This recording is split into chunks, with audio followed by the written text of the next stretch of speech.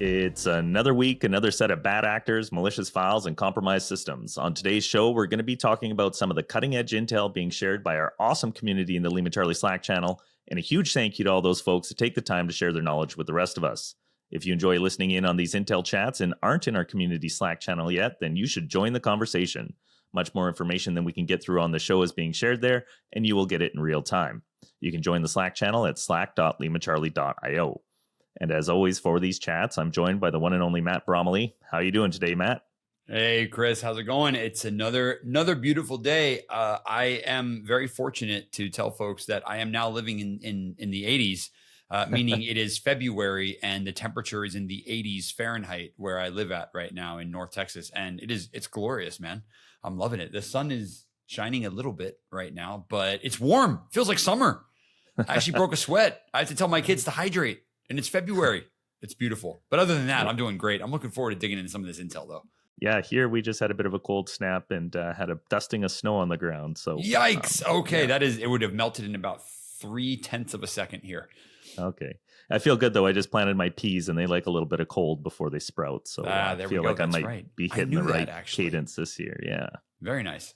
During our Intel chat last week, we made the observation that we were at 499 community members, and I'm happy to say as of this recording, that number has jumped to 519. I didn't look this morning, so it might even have ticked up some more. So I did reach out to number 500, and we'll be sending him or her a swag pack if and when I hear back from them. And with all these new folks, there's definitely an uptick in the information being shared. There's lots of interesting stuff in the channel. I saw some more detection rules being shared. So very cool to see everybody interacting with each other and helping make everybody more safe.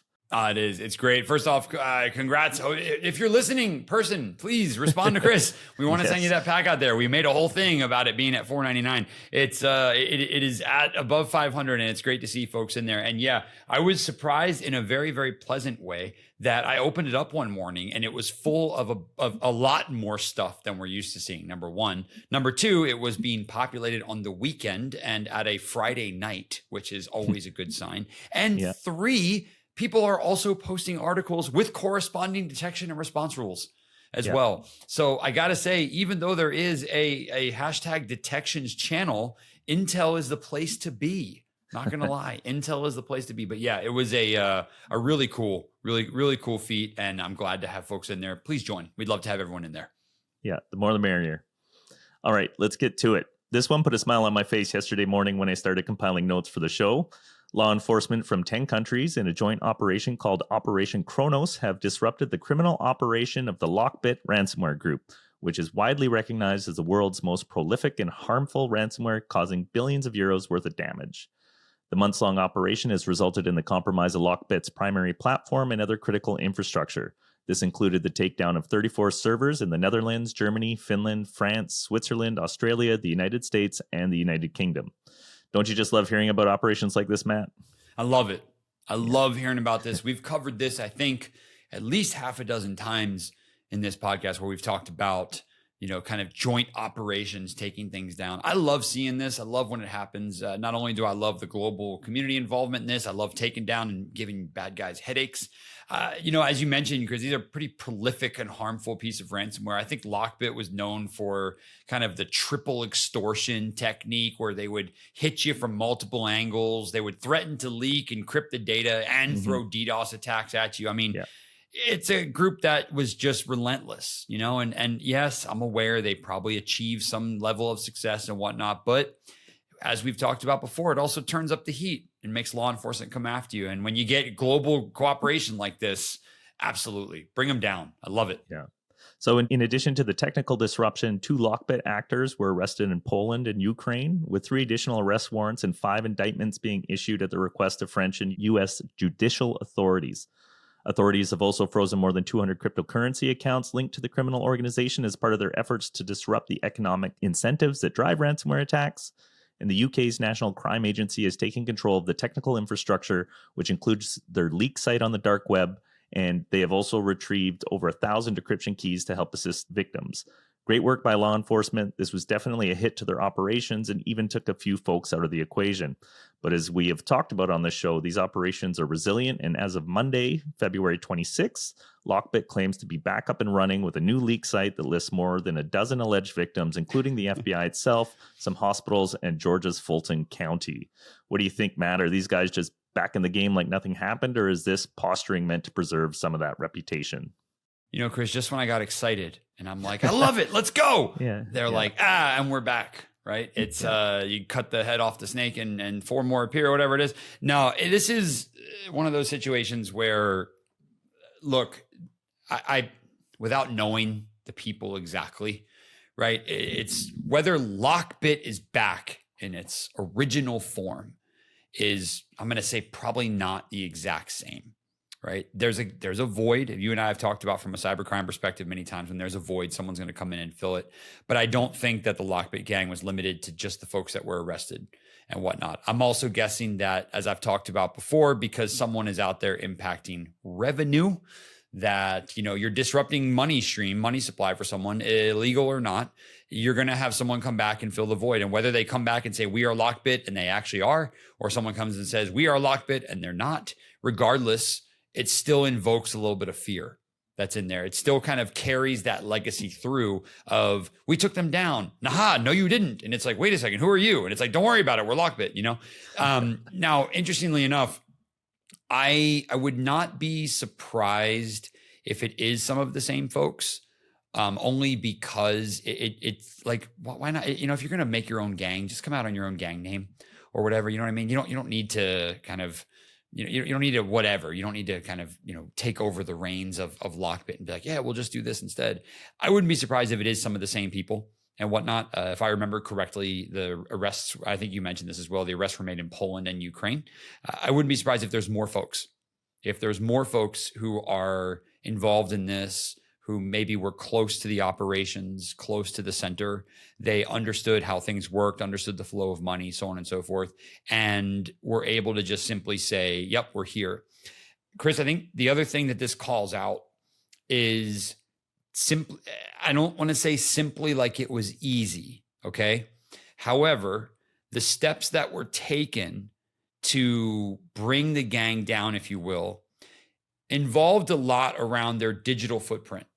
Okay. Taking their site down, knocking off their servers, eliminating maybe their payment mechanisms, closing bank accounts and things like that. These can all be restarted. They can all be reinvigorated and brought back up. And I'm looking at it now and I'm kind of reading off of the Reuters post about this. LockBit says it has restored its servers and is back in business. Well, interestingly enough, imagine LockBit had really good backups somewhere, stored off-site somewhere. Imagine LockBit had, contingency plans. Everything that these businesses are supposed to do, they did. Mm-hmm. It would not be a stretch to imagine that they came back online because they had the exact same processes in place that we recommend other enterprises do. Yeah, just spinning up some new cloud instances and plugging it together and you're good to go. That's it. Yeah. And I think I wouldn't be surprised to see if it is the same folks. And there's such a really weird lesson and irony here where it's like LockBit was, let's zoom out and hypothesize, right? LockBit was taken down. Their site was taken down. Their servers were compromised, so on and so forth. Much like a ransomware attack would be. And it's like, well, how would you go about recovering from that? Oh, you'd have offsite backups. You'd have contingency plans. You'd have that data housed in a place that the adversarial party couldn't get to. And they did. I mean, let's assume that they did, right? So if anything, they follow their own business practices, simultaneously their own targeting mechanism really well. If it is in fact them. So I think if anything, this is a lesson for law enforcement folks out there, which is,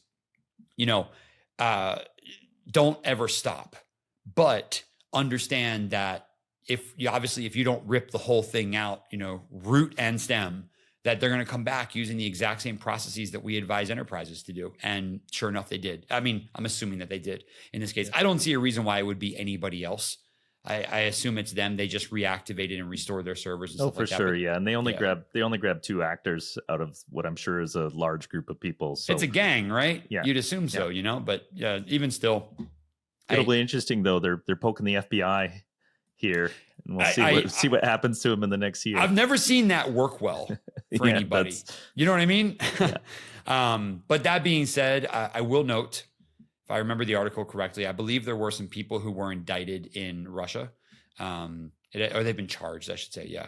Last Tuesday, the U.S. announced it had charged 2 Russian nationals with deploying LockBit ransomware. You're going to have folks in a geographic region that you can't target. Mm-hmm. And guess what? They still have access to the internet. They still can do stuff if they want. They still have money. They can still bribe cops. They can still do whatever they need to do to get back up on operational and stuff like that. So unfortunately, as long as criminals continue to exist in countries where they cannot be dealt with by the authorities, or the good authorities, if you will, they're going to continue to pop back up and find success. But in this case, it was a nice momentary belief that LockBit was done for a little while. Yeah. Yeah. It's pretty impressive turnaround time. Not giving any credit to these guys, but Yeah, we don't like to give credit to bad guys, but they didn't sleep long. Let's put it that way. No. All right. So this one comes to us from the team at FortiGuard. They have identified a grouping of malware droppers used to deliver various final stage payloads through 2023. They're calling the TicTacToe dropper. Droppers within this group employ multiple stages of obfuscated payloads loading reflectively in memory.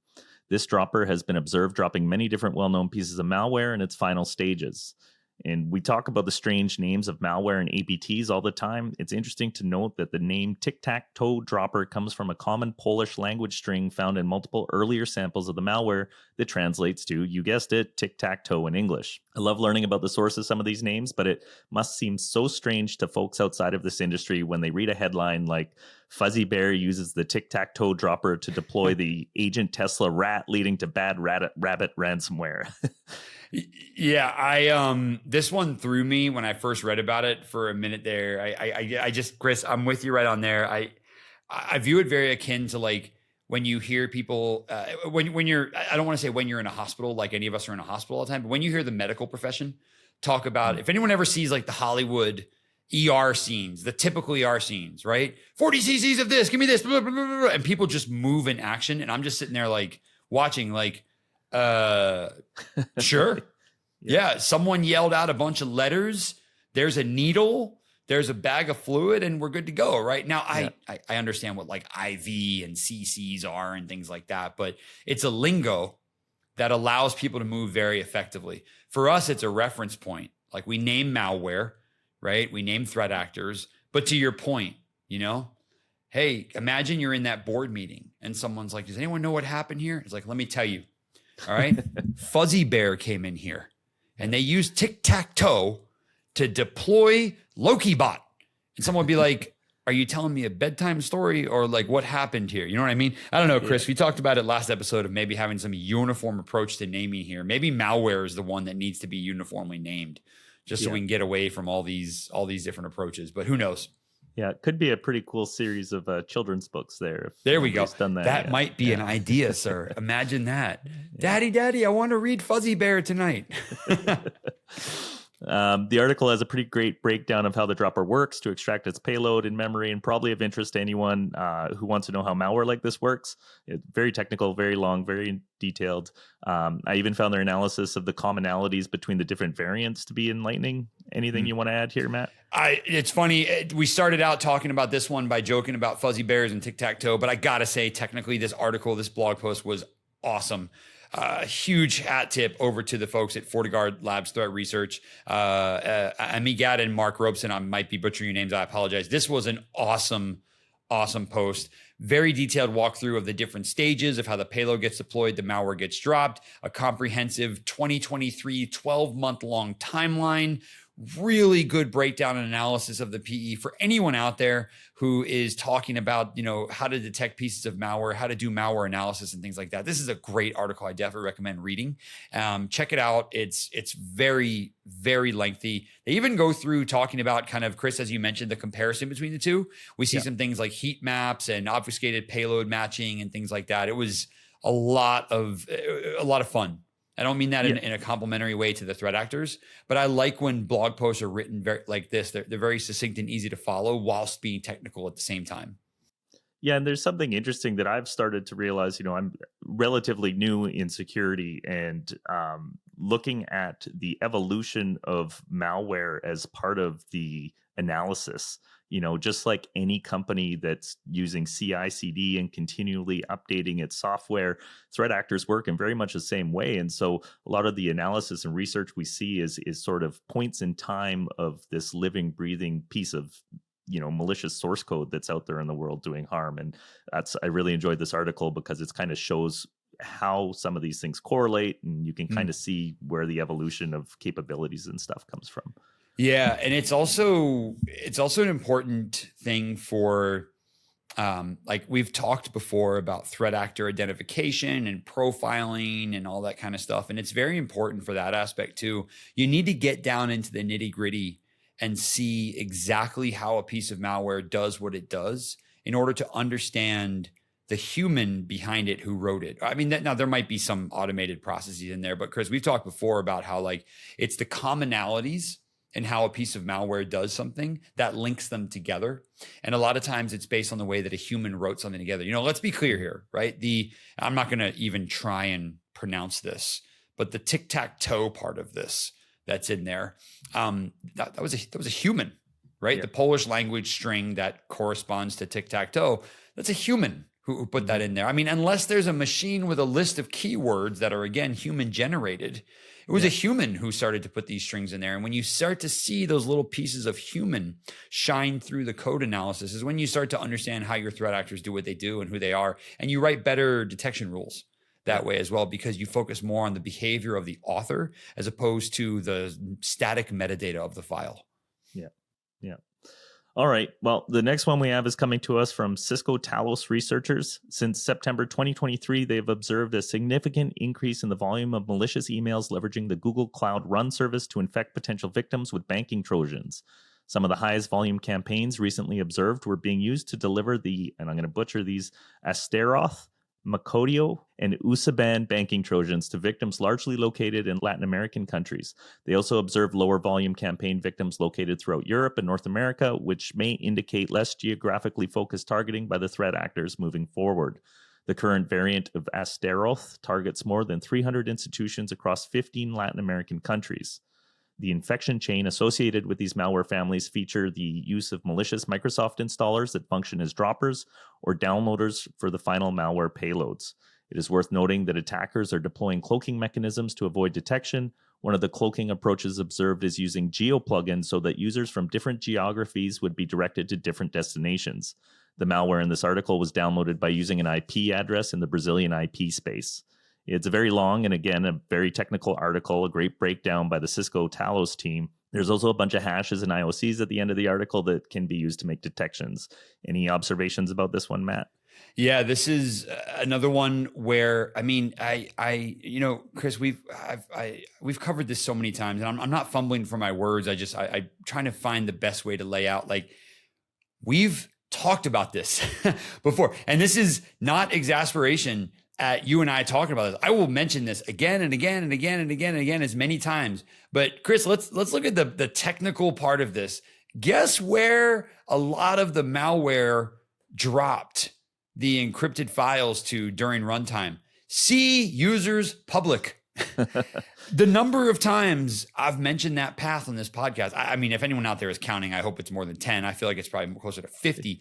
But my point is, it was, as we've discussed before, a really interesting entry mechanism, right? Abusing Google Cloud Run. And when you lead with that headline, you're like, oh my gosh, Google Cloud Run is compromised. Yeah. Take a look at the techniques that are being used. Yeah. Okay. When they get on the system, right? They're going in, they're running bitsadmin.exe. Chris, it was not 2 hours ago, I was running a webinar talking about detecting bitsadmin activity. Little did I know I was detecting this threat actor, right? cmd.exe, a binary called, let me see here, an auto IT script, let's see, users public, and reaching out to typical domains. Nothing stood out to me in this one other than every organization out there should hopefully already have detection rules in place for this type of activity, right? And I'm not throwing shade. If you don't, but you're on the way to getting there, fantastic. But this was a lot of run-of-the-mill commands. There's no compliment to the threat actors here. They had a unique, novel way in, and then they just went kind of trumpets blasting when they got into the environment. We're going to drop stuff in the most obvious location possible. We're going to use some of the most well-known LOL bins or living off the land binaries in there. We're going to make it obvious that we're here. Nothing necessarily wrong with that because the adversary obviously found success. But I'm going to say from a detection perspective, folks, this one's a knockout the park. This one should have been detected in about 2 seconds. So what are your thoughts? Do you think the blog article is a bit of clickbaiting, or is the way they're leveraging Google Cloud Run and in doing the geo-specific IP redirection, is that interesting enough to warrant the analysis? Oh yeah, absolutely. No, sorry. Let me clarify. I think the latter of what you just said, the way that Google Cloud Run is being used is valuable. Yeah. I guess what I mean for folks who are reading this and are like, oh my gosh, how do I detect this thing, right?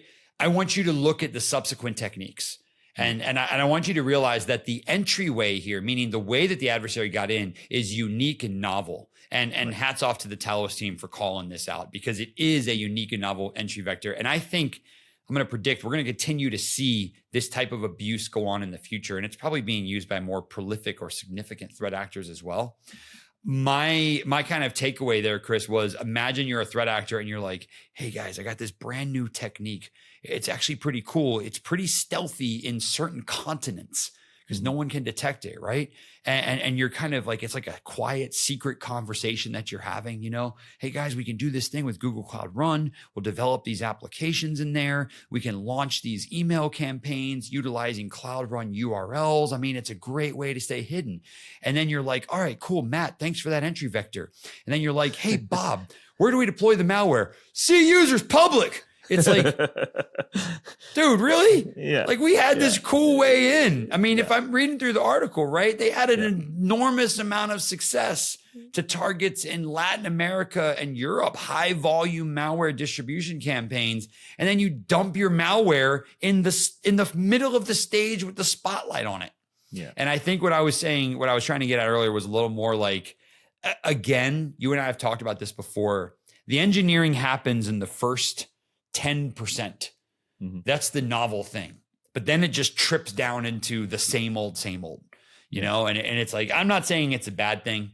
It's just more like if I'm a detection engineer and I'm reading this article, I might not sit there and say, oh my gosh, I have to find these bad guys. How do I do this? I need to find a way to detect this malicious email activity. I would start a little further on down the line at the execution stage and then work your way up to the email activity. It's going to be much easier. You're going to have a lot more success there as well. Yeah. All right. The last one I have for us today is about the massive leak from a Chinese Ministry of Public Security, or MPS, contractor called iSoon. The disclosure of leaked documents shows that Beijing's intelligence and military groups are attempting large-scale systemic cyber intrusions against foreign governments, companies, and infrastructure. You have a chance to look at this one, Matt. It's just wild. It is. I got to say, a lot of it is in Mandarin, I believe. There's been some translations and some folks who have come out kind of talking about it and whatnot. I got to say, on the surface, Chris, and there's a lot to dig in here. However, on the surface of, did you know that the Chinese government has been involved in? I'm like, yeah. Yeah. We all knew that. Yeah. This is one of those leaks. I hope it was a leak, right? Not an intentional disinformation, but this is one of those leaks where it's going to be unpacked for a long time. Mm-hmm. It's going to be unpacked for a long time. This is, one of those things where and Chris, I keep referring to things you and I have talked about because they keep coming back to it. This is one of those moments where someone's going to read a part of this leak, and they're going to apply what they've read to some attack from like 4 years ago. And they're going to be like, oh, there it is, right? And they're going to connect those dots. And this is indications, or this is situations where you and I are speculating or hypothesizing about motivations or threat actors. And then we're going to find it buried inside of this leak of like, that's why they were doing a thing, or that's what they were going after, right? And I think you're going to see a leak like this where it talks about the different types of, we've got IP addresses in here. We've got cities, we've got locations, we've got all sorts of things in here. It's going to really be an interesting thing as it unfolds. I can't wait to see what comes out of it more. I really can't, because it's going to be incredible when we get to see all the different pieces brought together. And there's a lot of it we won't see at the public level, but some of it we will, and it's going to be fascinating to read. Absolutely. Yeah, the company iSoon has had a long development history. Established in 2010, iSoon has been involved in various activities related to network penetration research and conducted national training programs on network security. They've also received commendations from the CCP ministerial and central leaders for their contributions. In 2019, iSoon was selected as one of the first units installed by the Cybersecurity Bureau of the MPS. So, what was in the leaks? The cache was originally published on GitHub, which has now been taken down. It contained more than 570 files, images, and chat logs, and offers an unprecedented look inside of an operation like this that Chinese government agencies hire for on-demand mass data collecting operations. The target of iSoon's espionage activities are mainly in areas with active anti-establishment movements within China, such as Hong Kong and the Uyghur Autonomous Regions. But the leaked materials also target organizations around the world, including Asia, the Middle East, and Europe. Interestingly enough, the chat logs also contain some complaints from employees complaining about low pay and problems with management. Anything to add here, Matt? I know this one's, we've already talked about the impact this is probably going to have, but any observations after hearing that? Yeah, well, of course, like low pay and management issues. I would say that's almost everywhere, right? I find it funny that it's a good reminder that we're dealing with humans on the other side of this. You know what I mean? It's like, just imagine you've got this chat platform set up inside of this state nexus cyber espionage apparatus. And you're in there literally like, man, I gotta tell you, man, I got my paycheck and the taxes are just killing me, dude. It's like the conversations that they're having are the same as any other human that's out there. The thing I wanted to add in is some of the different tools and products that iSoon has been associated with. And these are things like email hacking tools, Microsoft email encryption, exfiltration and analysis, automated pen test platform, and stuff like that. Again, I think some of the things that iSoon has been doing and some of the takeaways from this leak are probably going to, be made evident for a little while. Chris, to your point, the repo was taken down. However, there are plenty of blog posts out there, folks, for anyone who's curious or reading through it. There was another one where they did go through and profile one of the tools, and I'm kind of looking at it right now. One of the notable screenshots from the email tool white paper showed that the platform can enable MPS operators, Ministry of Public Security operators, to recreate their target's inbox and read through stolen emails. Like, this is some pretty advanced tooling. Sure. And I think it's probably going to answer a lot of questions as to how folks did what they did, how adversaries did what they did. So this one's going to unfold and unpack a little bit more in the future, but I don't think we're not done talking about this one, Chris. I might be mentioning iSoon again sometime in the future. Yeah, and I'm not going to drop any names right now, but I do have a pretty exciting guest coming up. We're going to do a bit of a deep dive into this in particular, but also the wider cyber threat from China and the history of APTs from that region. So I cannot wait to hear that. That's going to be fun. Pretty interesting, and I'm so excited about it. I'm even taking the interview on Saturday. Whoa! All right then. Yeah. Well, make sure everyone listens then, folks. If you're listening to this, watch out, because Chris is going to make a note as to what episode that is that you've got to listen to and tune in as well. Yeah. All right. Well, there we are, Matt. We're at the end of another one. Thanks again for showing up this week. And kudos to everybody in the Intel chat. Like I said, it's great to see it growing. Great to see everybody sharing pretty exciting stuff. Always happy to be here, Chris, and looking forward to the next one. I'll see you next week, sir. All right. Take care. Take care.